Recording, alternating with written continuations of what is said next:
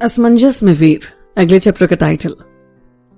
वीर बोला, कितनी समझदार हो गई है ना तू। साक्षी, पर रहूंगी तो हमेशा आपकी गुड़िया ही ना। वीर, हाँ वो तो है। अब जाकर सो जा, रात बहुत हो गई है और थक भी गई होगी ना। साक्षी, ठीक है भैया, गुड नाइट, और गले लगकर सोने चली जाती है। वीर भी थोड़ी देर के लिए बालकनी में चला जाता है और वहां सिगरेट पीकर वापस हॉल में बने सोफे पर आकर लेट जाता है। उसे नींद नहीं आ रही थी तो वो रूम में लैपटॉप लेने चला जाता है और अंदर साक्षी को कंबल ढंग से ओढ़ा देता है, फिर उसके माथे पर हाथ रखकर।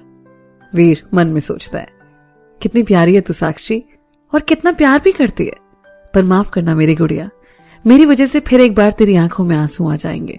पर क्या करूं, मैं भी मजबूर हूं। और वीर की आंखों में आंसू आ जाते हैं तो वो बस वहां से बाहर आ जाता है। लैपटॉप खोलकर वो कुछ काम करने लगता है कि उसी वक्त श्रुति का मैसेज आता है कि क्या वो जाग रहा है। तो वीर श्रुति को फोन करता है। वीर, अभी तक सोई नहीं? श्रुति, नींद ही नहीं आ रही थी। अच्छा ये सब छोड़ो, साक्षी कैसी है, ठीक है वो? वीर, हाँ बिल्कुल ठीक है, और सो गई अब तो। श्रुति, अच्छा वीर एक बात बताओ, बड़ी माँ क्यों नहीं आई? वीर, मुझे क्या पता, वैसे मेरी कोई बात नहीं हुई उनसे। श्रुति, ये गलत है वीर, आपको बात करनी चाहिए थी उनसे, और उनको भी कहना चाहिए था आने को। वीर, हाँ ठीक है, और कुछ? श्रुति, अरे गुस्सा क्यों हो रहे हो? वीर, गुस्सा नहीं हो रहा हूं, नींद आ रही है मुझे, गुड नाइट, और बिना जवाब सुने फोन काट देता है। कुछ ही देर में वो नींद की आगोश में होता है। वहीं श्रुति, हे भगवान कुछ नहीं हो सकता इसका, गुस्सा तो नाक पर होता है इनके, और थोड़ी देर में वो भी नींद की आगोश में होती है। अगली सुबह रोहित और प्रिया तैयार होकर वीर के घर की तरफ निकल पड़ते हैं। वहीं यहां भी सभी उठ जाते हैं और साक्षी सबके लिए चाय बनाती है और वीर चाय पीकर अंदर कमरे में सोने चला जाता है। बाकी सभी भी फ्रेश होते हैं और साक्षी नाश्ता बनाने जाती है। इतने में ही रोहित और प्रिया आ जाते हैं। दोनों सभी से मिलते हैं और प्रिया फिर किचन में जाती है। प्रिया, साक्षी तुम बाहर जाओ, नाश्ता हम बनाते हैं। साक्षी, अरे कोई बात नहीं, हम बनाते हैं ना।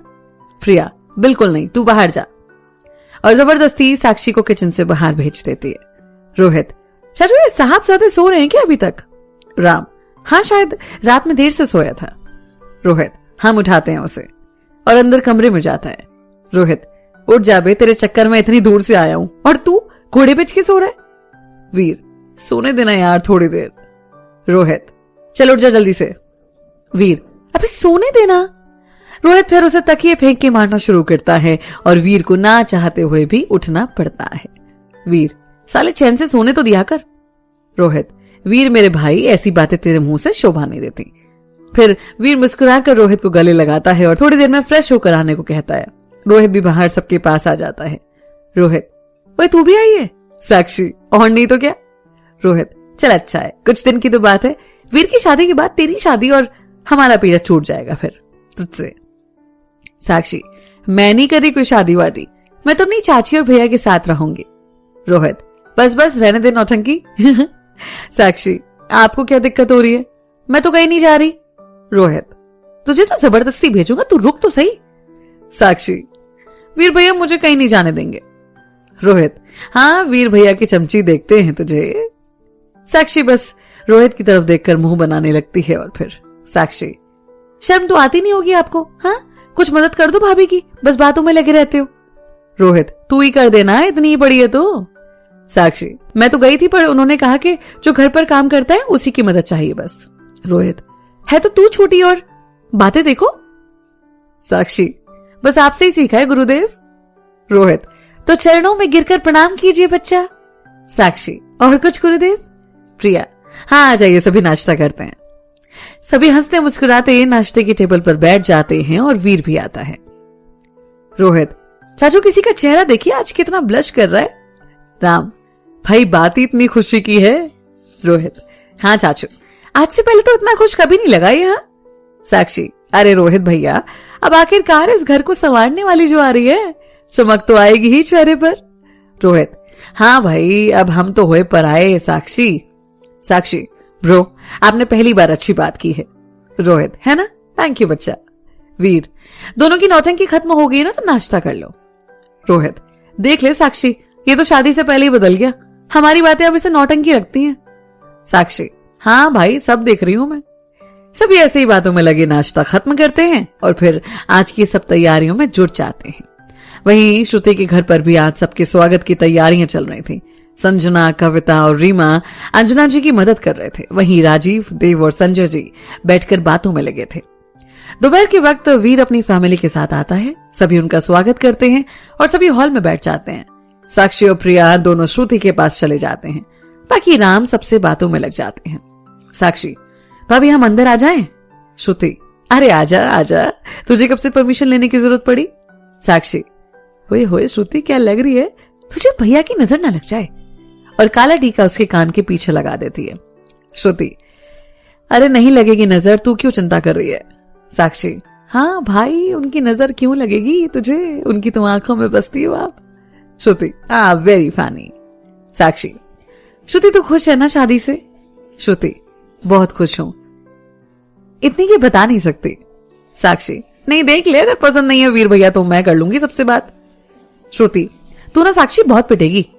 प्रिया, साक्षी उसका चेहरा देख कितनी ग्लो कर रही है, फिर भी कहती है कि खुश तो है ना, ये पगलाई हुई है वीर को देखने को, देख तो सही, नजरें अभी भी दरवाजे पर ही हैं। साक्षी, पर फायदा क्या, भैया तो आए नहीं ना, तभी तो आज के दिन सिर्फ हम आए हैं। श्रुति, क्या बात कर रही है तू, वीर भी तो आए होंगे ना। साक्षी, वो क्यों आते, तभी तो उन्होंने हमें बुलाया है गांव से कि बात करके आएंगे। श्रुति, अच्छा, और चुप करके बैठ जाती है। प्रिया और साक्षी दोनों एक दूसरे को ताली देते हैं और हंसते हुए। प्रिया, देख तो सही, चेहरा कैसा लटक गया इसका। साक्षी, अरे मेरा बाबू आए हैं भैया, अब ऐसे चेहरे ना बनाओ भाभी जी। श्रुति, तुम दोनों ना।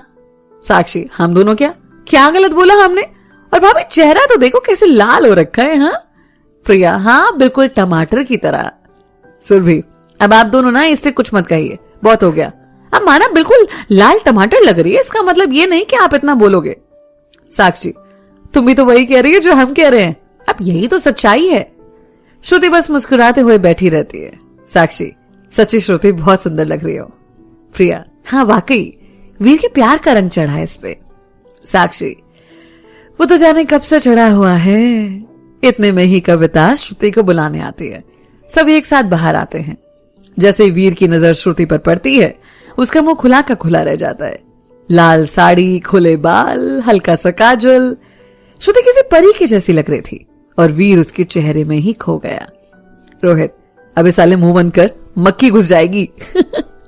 वीर चुपचाप श्रुति को देखता रहता है और जब श्रुति की नजरें वीर से मिलती हैं तो वो शर्माकर सर नीचे कर लेती है। रोहित, भाई इसे शर्माना भी आता है? वीर, चुप कर बे, बकबक करे जा रहे। रोहित, अबे साले हमको चुप होने को बोल रहा है, रुक अभी बताता हूँ। वीर, हाँ जाना, क्या बताएगा? रोहित, श्रुति जी आपको कुछ बात करनी है क्या वीर से अकेले में? और आपको हमारा लड़का पसंद आया ना? साक्षी, हाँ मैंने भी पूछा तो कह रही थी नहीं पसंद आए। श्रुति मन में, तुम दोनों ने तो आज कसम खा रखी है। वीर, साले मुंह बंद करके बैठ जाना। रोहित, अच्छा क्या कह रहा है, बात करनी है? अंकल जी वो ये वीर कह रहा है कुछ बात करनी है श्रुति से। संजय जी, ठीक है बेटा, श्रुति आप दोनों जाइए और बैठकर बात कीजिए। फिर सुरभि उठकर दोनों को अंदर कमरे में ले जाती है और खुद बाहर आ जाती है। दोनों के बीच खामोशी ही रहती है।